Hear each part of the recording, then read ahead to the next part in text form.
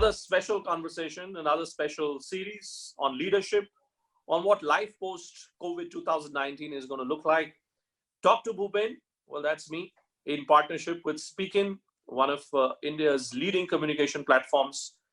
Today in conversation with the one and only Mr. Manoj Kohli. Now, I must at the very outset say that Mr. Manoj Kohli does not like to be referred to as Mr. Kohli.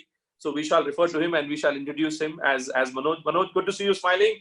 It's nice to see smiling faces, you know, in times like these when absolutely nothing. Very happy to be with you. Lovely to see you, Manoj bhai, and hope that you know, you and I will have an eclectic conversation which will lead to maybe many examples and lessons for people around us. So Manoj ji, sabse pehle to ye bataiye, and I'll try and keep it bilingual so that major chunk of our audiences across different platforms can be a beneficiary of this conversation. सबसे पहले तो ये बताइए मनोज जी कि हो क्या रहा है आपके मुताबिक, दुनिया कहाँ जा रही है, देश कहाँ जा रहा है, हम सब कहाँ जा रहे हैं? For a big leader like you, where are we really headed, Manoj? No, I think the world is heading for a huge transformation. जब भी ट्रांसफॉर्मेशन होता है, कुछ अच्छा भी होता है, कुछ कम अच्छा भी होता है, कुछ ज्यादा अच्छा भी होता है. So I feel that there are some lessons we had lost over the years, and now we are getting back those lessons. For example, caring for nature. I can see now much more birds and animals and greenery, plants, trees, much more green. The environment is so good quality. So there are some positive impacts of that. Yes, there's a suffering also. But I think overall there are many, many lessons for leaders, for nations, for India, for businesses, which we need to reset our life, reset our future accordingly. I like that word, reset, that you use. And I myself have been asking this question to myself. Here I am in Bhimtal. I'm not in Delhi, though I usually spend my time in Delhi. I've chosen to take the boldest gambit of my life, where I have decided to move on strictly from a TV studio now to, you know, to this new age digital world. Throw some light on what is life in a reset mode. In conventional terms, we press the pause button and then we move to the reset mode. How does a business person, or how does it, before we come to the business part of it, let's say to the individual part of it, how does an individual press this pause button and get into this reset mode, Manoj bhai? Yeah, if the individuals are strong, which means strong internally, then they can press the reset very easily, let me tell you. But if the individuals are not strong enough, then the circumstances force individuals to reset. And I think these circumstances will definitely force individuals to reset and refresh. Now, what has to be done? One is that over the years, we have built as individuals, as nations, as companies, trained in capacity, which means we have trained ourselves in an incapacity, which means that this is the only way to lead life. This is the only way to do this thing. This is the only way to be happy, etc., etc. And I think all those trained incapacities will be thrown out. And especially people who are bold like you, they will reset faster because they are not only bold, they are agile, they are flexible, and they'll reset towards betterment of themselves and betterment of society around them. So let's take that strand of thought forward. Look at the conversation, look at the discourse which is taking place around us. Every person I'm speaking to today, whether it's a small or a medium corporate, an employee, there are two big concerns, Manoj bhai, which are being expressed today. Concern number one, how is my business going to survive? And concern number two, how am I going to hold on to that job? To those who are worried about their businesses, how will business survive? And to those who are worried, how will I come out of this still holding on to my job? What kind of suggestion would you give to them, Manoj bhai? Okay, let me start with business. Businesses have to reset also. It's very clear that you can't carry on the business in the same way as you were carrying 3 months back or 6 months back. And I want to recommend 5 major shifts. Number one, there's a shift of business model. There's a shift of strategy based on the new consumer behavior. Consumer is behaving in a new way. For example, the digitization of the world what happened over last 1 decade may have happened in last 2 months. So the speed of digitization, the speed of digital behavior, the speed of people using, even in a small town, let's say close to where you are, Haldwani or such small towns, Rudrapur, I remember I worked in Rudrapur many years back. So in those towns also, the housewives will be shopping on their phone, will be buying things or even selling things, will doing a lot of things on their phone, which means they are kind of digitized already. They may not be highly computerized, they may not have a laptop, but they're digitized.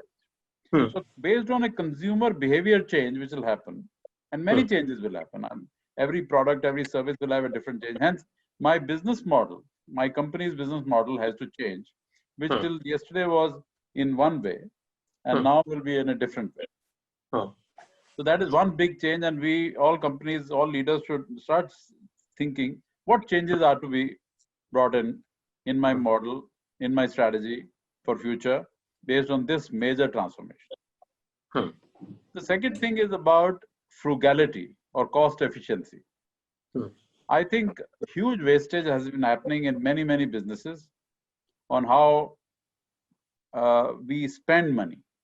Now, India comparatively less wastage, but globally I'm seeing much more wastage. India is more frugal in that sense because we are brought up frugally. Our engineering is frugal, but clearly even here. So I think the cost efficiency and productivity standards and benchmarks have to go up substantially. So consumer will not pay for your wastage. He will only pay for something which you're doing intrinsically for the product improvement or service improvement.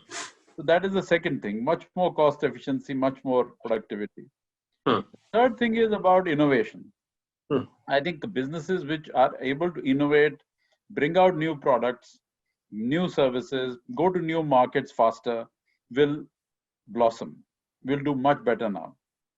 You can't just say that this is the product I had for last 10 years, 20 years, this is what I will sell now. No, consumers will demand something better, something lighter, something maybe less expensive, because the world actually will go to spending less per unit, I feel, because I think there'll be a caution in the air, and therefore they will demand the same quality, but maybe with higher efficiency. So therefore innovation is very important. And there are companies who innovate very well, who have teams who are innovating, who are doing a lot of research and introducing new innovations, new creativity. And some companies are not. So companies who are not will definitely not grow as fast. The fourth area, which is also very, very important, is focus on cash flows. Now, in the last decade, we have seen that many companies don't focus on cash flows. They're basically focusing on growth of customers, whether paying customers, non-paying customers, revenue paying customers or not.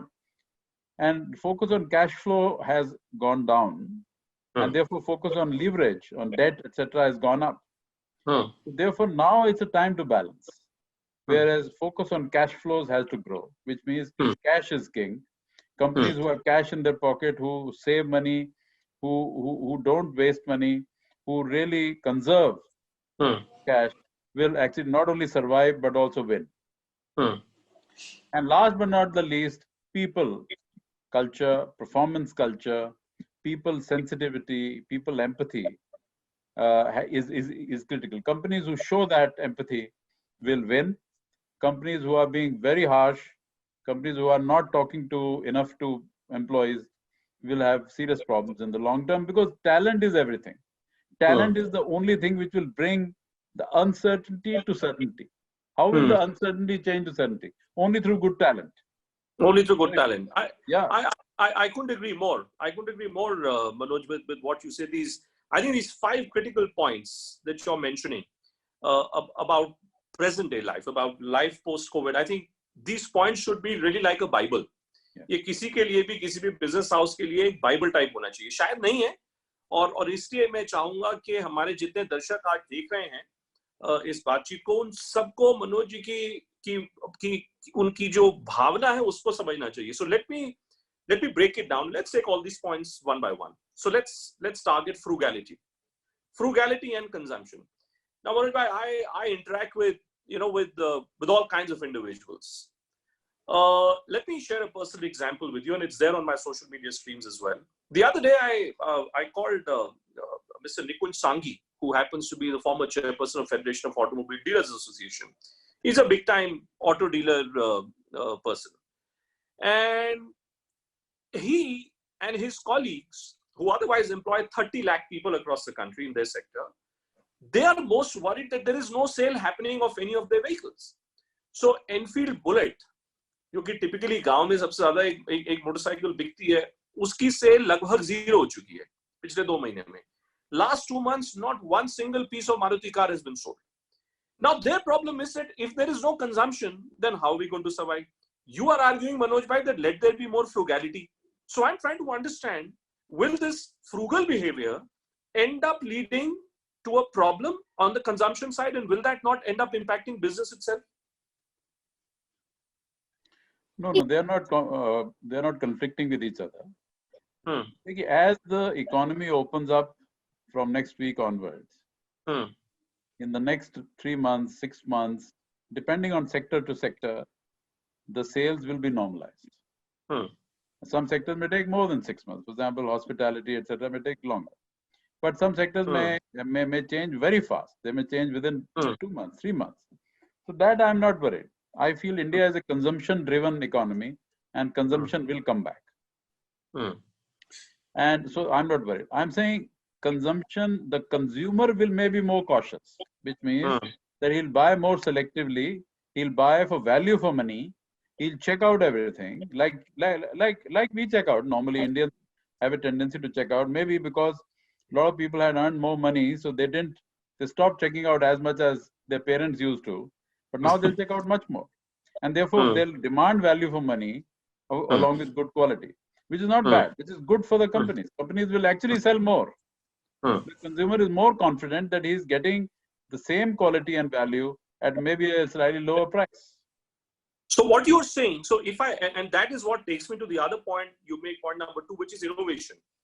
You are therefore suggesting that if any company, just looking at the automobile sector as an example, your argument is that if any sector has to thrive and if they have to bring the audiences in media space back, then let there be innovation.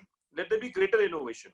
So let's say if the existing diesel vehicles are not selling, you should think in terms of better technology, maybe powered by solar, battery operated vehicles, which has been spoken about extensively by this government. Would that be the road ahead then for you? Absolutely. India's, my very firm view is that India's strength is in that area. India's strength is in solar power. India's strength, wind power. Strength is in automobile sector. So why not move the entire sector towards renewable energy so that our pollution comes down, and as well as we use our resources. We don't have to have 100 billion imports from outside India and pay so much forex to those countries. So it's better to use our own resources. Our own resources will be used, our pollution will come down, our people will be happier. So there'll be multiple positive impacts of that, and electric vehicle is part of that. So there will be modification in the manufacturing capability. There will be modification, there will be new innovations taking place, types of batteries, types of vehicles which will come in. So I'm saying India should become has a potential to become a global leader in renewable energy and electric vehicles. So it has a multiple positive impact of innovation. So are you therefore suggesting that the way economists or analysts would look at the growth of any economy, that how much are you exporting? Typical balance sheet. How much am I importing? How much am I exporting? You're saying basically we need to stop worrying about exporting bit, and we need to start thinking कि हम अपने देश के लिए ही कितनी innovation कर रहे हैं, कितना सामान खुद देश की जरूरत के लिए पहले बेच पा रहे हैं. क्या वो रास्ता आगे मनोज भाई? No, because globally there will be a trend, and maybe that trend has already started, of slower globalization. I'm not saying it will go away. Slow globalization will continue, but it may be slower or lower. In that context, it's our responsibility first to make products and services first for our own consumption. We have 1.3 billion people, and their consumption should be a serious priority. And if we can produce it ourselves, we can manufacture it ourselves in this country. For example, manufacturing sector. If we can manufacture it, and I think we can. Our auto sector, our auto component sector in Chennai, in Pune, in Gurgaon, and such towns is fantastic. By the way, our quality standards are 6 Sigma. The quality of a car produced here, the quality of a component here, and that's why components are exported all over the world, to US, to Europe, to Japan, to Korea. Why is it happening? Because our quality standards are good now. It may not have been good 50 years back, but now they are very good. So therefore, manufacturing sector has to get a boost, big boost now, and government is also planning that. Industrialists are planning that. I'm sure there'll be many multinational manufacturing companies who will come here. First priority is Indian consumption, our domestic consumption. I'm not saying exports is not important. I'm sure exports will happen to Asia, to Africa, to other parts of the world. But first is we should satisfy our demand fully. If our quality is good and costs are reasonable, then why not? That's our first priority. How does one deal with the question of oil imports? And I'm specifically asking you this question, Manoj, because over the years I have seen, in 2014, when Prime Minister Modi came to power, one of the big talking points was that India is going to move completely to only electric vehicles. Everything will be electric by 2030, or 2024, 25. There was a 10-year target which was set. Then that 10-year target got pushed up. I get a sense that in India, we are all very good when it comes to, having these lofty ideas. But when it comes to the execution part, we somehow struggle. Therefore, how do we balance this gap between ideating and execution, Manoj bhai? No, clearly execution is the real thing. Frankly, you can't just have targets and not have full execution. For example, on renewable energy, just to take an example, we already are 75 gigawatt of renewable energy, which is solar and wind and biotech,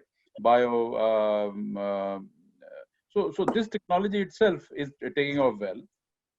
Our target is 200 gigawatt by 2022 and 450 gigawatt by 2030.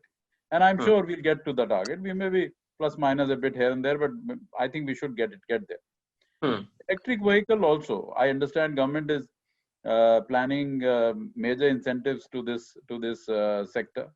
I'm sure government has already advised the industry to move steadily. Now, frankly, one has to be careful because the existing IC engine industry has to reach to some viability, because many of them have put plants in the last few years. So the plants have not paid back yet. So I'm saying one has to very carefully make this transition viable for the industry, viable for the consumer. That is a role government, I think, is playing, so that it's not done very suddenly. It is done over a period of time. No, but let me put it this way.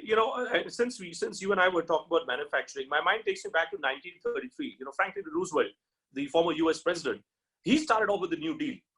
When the Americans were confronted with the Great Depression, what did the US president do? He said, I'm only going to focus on manufacturing, on public infrastructure. I'm going to publish more money, bring in more money. Let me be this manufacturing hub. I'm asking you, Manoj bhai, as a banker, as a thought leader, do you think India is in that vantage position today, where because of this evolving global scenario, we can very well end up being the manufacturing hub for the world now? Absolutely. I feel that India will benefit from this transformation time. And there are three, if I can specify, three big shifts which will happen in our favor, Indian favor. Number one is what we said about oil. That firstly, the oil prices have come down, which will benefit us. But if we develop our own solar energy, wind energy, electric vehicles in a big way and become a global leader, that will definitely take India far ahead. And also we'll save very, very precious foreign exchange. Number two, as we said, very important to push the manufacturing now, create SEZ, special economic zones, all over the country, in each state of India. And in SEZs, give land, give power, give logistic support, give whatever benefit to Indian companies, to international companies. And I'm telling you, our engineers are fantastic. Our engineers are the best engineers of the world. I mean, look at our engineers in US, look at our engineers in any part of the world. They are the best in the world. So our engineers, our mechanics, our technicians are fantastic. So we have talent and we should go for it. And luckily, government has released schemes for electronic sector, very attractive, for medical care, medical equipment and sector. So they are releasing maybe sector by sector. The third area, which has already been initiated and now action will start, is the infrastructure, where 1 lakh crore has been earmarked for next 5 years. Now, no country in the world has this opportunity of building roads, bridges, ports, railway stations, so many things. Now, let me tell you, these 3 big areas, and I'm only talking of 3 big areas, will benefit 2 most important segments of India. One is small and medium businesses, because each of these companies, each of these factories will have small vendors, medium vendors who will supply to them. Number 2, all the daily wages, blue collar workers. So both the segments, which are very close to the heart of India and to the government of India, will benefit from all the 3. If you say that the government is on the right track, let me then take that forward and let me look at it slightly from a consumer perspective. We all know that the real backbone of employment generation in India is the MSME sector, and the MSME sector we've been seeing for a prolonged period of time has been crying out for help from the government. What is the roadmap that you envisage, say, for the MSME sector post-COVID world?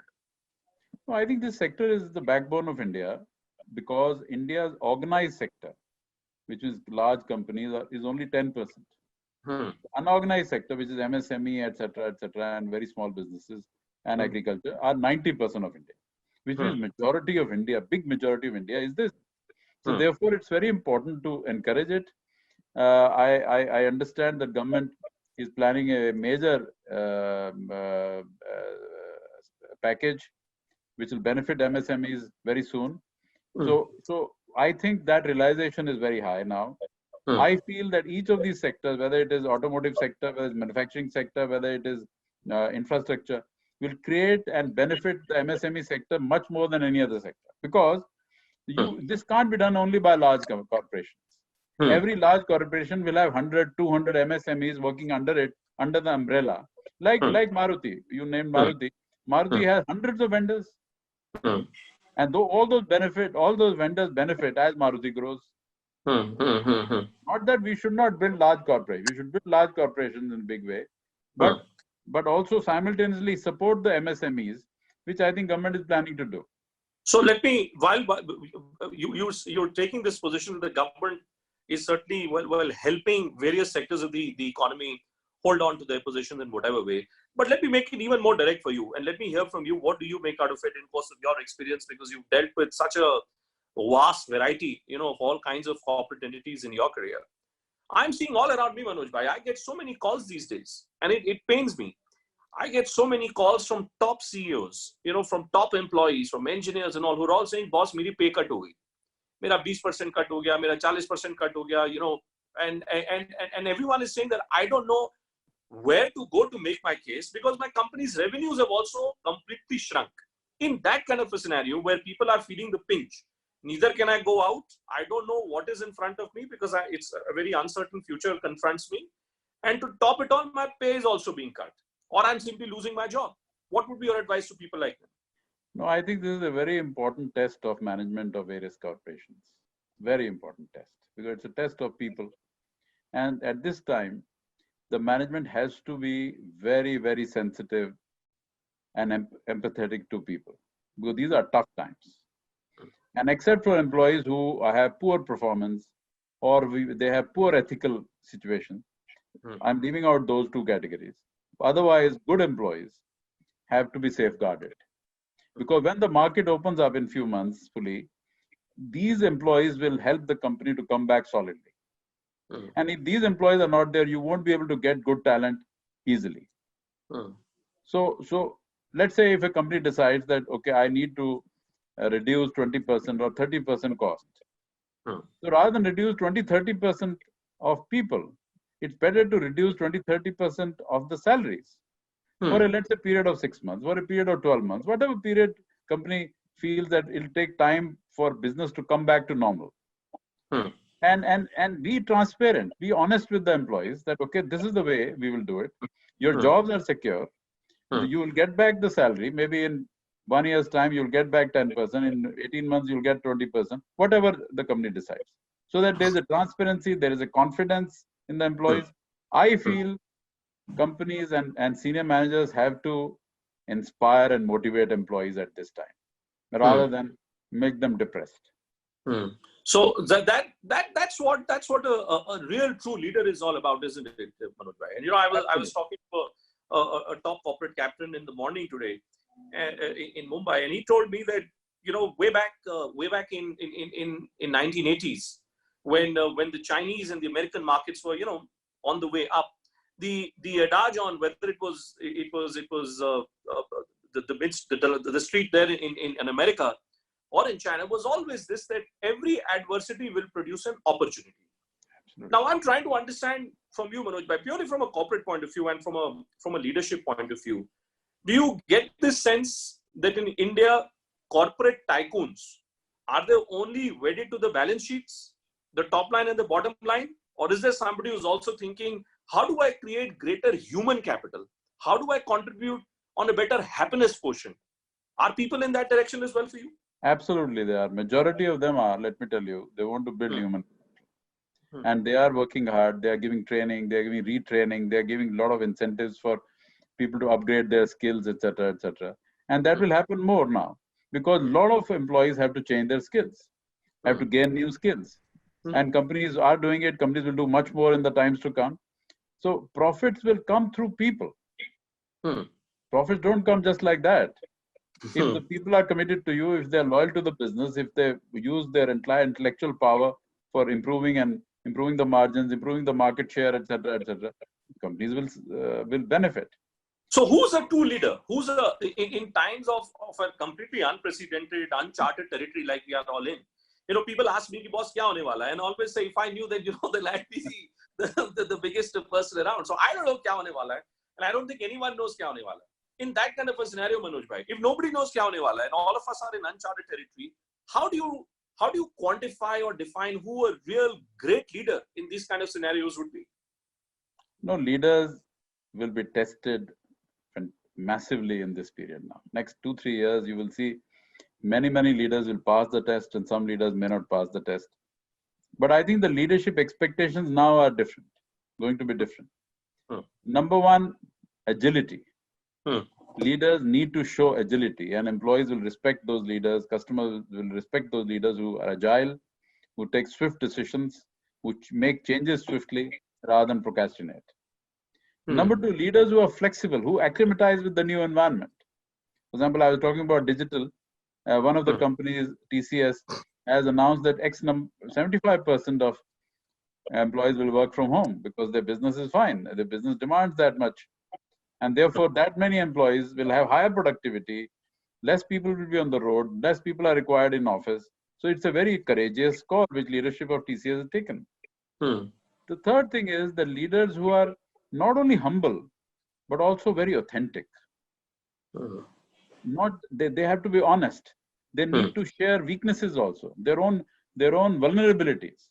Only then the people at large will say, yes, he is our leader, because he's transparent, he's open. Even his own weaknesses, he doesn't mind sharing. Because leaders are not gods, And finally, leaders who can be courageous, who can be bold. Because this is not a routine situation. It's a very difficult situation once in a century. Leaders who are bold will actually do very well, because they'll take bold decisions and courageous decisions. So I think this is the shift in leadership which will take place now. How do you, it's completely my misfortune that I haven't had the opportunity or the privilege to work with you, Manoj bhai. But you appear to have all the qualities of what a real, true, inspirational leader should be. Where did you manage to come to these conclusions? Just what you said, I think it's a very important statement to make, that a leader must be someone who shares his insecurities. Were you the kind of leader who would share his insecurities with his employees? Because otherwise you are only used to these corporate CEOs who say, boss, I am the king. What do you know? Main batata hu tumko kya karna hai. No, but leaders in the older times used to be godlike and who can never make a mistake, who never can have a weakness. I think those were unreal leaders. Now we need real leaders. I've luckily got 41 years of experience. And I've seen leaders who are grounded, leaders who are humble, who are open, are much more acceptable to today's generation, rather than leaders who are arrogant or who show that they are the most powerful guys. Because team wants to help you, the people want to support you, and if they know your weaknesses, if they know that okay, he is struggling, they will come and help you, hold your hand. So I take you back to the initial part that you were making, frugality. We began by frugality, and now we're nearing towards humility. Are you in some ways suggesting that what this COVID period will do, it will, even if someone was an arrogant leader, it may force you to change your colors because you may not have any other option left? Absolutely. You need to, arrogance won't pay in the future. Humility will pay. Frugality will pay, wastage will not pay. For example, I'll tell you, we were taught and I'm sure your mother taught you also equally, to be frugal. And I think we are middle class people. I, for example, ran my businesses in a middle class way. I used to explain to my employees, thousands of employees, how you behave at home, you behave in office. This company is yours, and therefore, if you at home don't waste any food on your dining table, same thing is here. Please don't waste it. These are your resources. It's your company. And I'm telling you, people loved it. People were so loyal. They were so dedicated to the company because the heart of people was in the company. They felt it's mine. Now, the shareholding may not be there, but in spirit, it was there. So, final question then to you. There would be so many questions which people would have, and I'm sure everyone who would be watching this broadcast would benefit tremendously from your insights. Tell me about one big mistake in your life that changed you. One big moment that changed you, that told you, fine, this direction is wrong, let me shift course. What would that moment be? If any moments come to your mind. There are many times in life which changed the direction of life. I feel in my life when I joined telecom, I did 16 years of manufacturing and then I did 20 years in telecom. But when I decided to change into telecom, that was the most important thing, because I felt I'll create something at the ground in 5-6 lakh villages, and I will see the society changing. And this is what exactly happened. I went through it with such a gratification that we changed the society in India. Every village may not have bridges and roads and many things, but it had mobile internet. I mean, that was a fantastic thing which we finally did. It took 15-20 years to do it, but I think that was a dream which came true, and I think that was the single biggest decision I took. So, then lastly, tell me, where do you envisage India, say 5 years down the line? You were telling me a short while back about digitization. And I'm in the middle of a small village, but look at this broadcast that we're in a position to have. I can't even begin to visualize, Manoj bhai, about the kind of changes which rural parts of India. And you were telling me that you've been to lakhs of villages. I myself belong to a village, and I spend a lot of my time in rural parts of India. How would the rural countryside, according to you, be changed or be impacted by this greater focus on digitization? No, because digitization is more critical for India compared to Europe, US, and OECD countries, because our infrastructure is weak. So hence, digitization will help us much more than those countries. Those countries will, for example, in GSM, when we did mobile, we really took a leap beyond landline. We didn't have landline, but we went straight to GSM phone. The same thing has to happen for every need of Indians. And you will see that will happen. Every village will have those essential services like broadband, etc., etc. And you see villagers will get their basic services as a citizen, whether it's ration card, whether it is passport, whether it's anything they need on the broadband in the panchayat office in every village. So that is the service we need right to the bottom of this country. Everyone in this country has to get that. So our benefit will be far ahead of OECD countries.